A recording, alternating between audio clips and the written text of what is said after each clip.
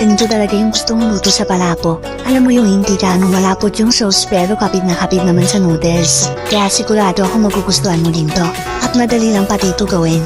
Una kong ang ginawa dito ay pinabad ko muna yung noodles sa tubig ng 10 minuto.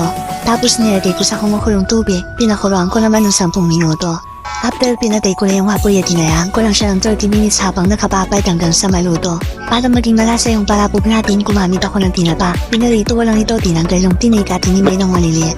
Gagamit din tayo ng atsuete para sa pampakulay. Tapos nagisa lang ako ng sibuyas bawang. Isa-gisahin mo lang yan at isunod mo na rin yung kiniling na baboy.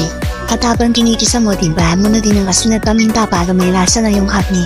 Pag ganyan na yung itsura ng karne, pwede na natin ilagay yung mga hinimay na tinapa. Isahin lang din ng kaunti, tapos pwede na natin lagyan ng tubig.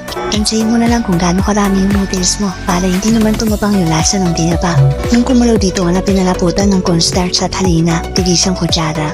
Nilagay ko na din yung chicharon at pampalinam ng pork cubes, paminta at konting patis. Tansayin mo na lang, di baling magdagdag yung sumobra. Okay na to, pwede na natin ihalo yung noodles.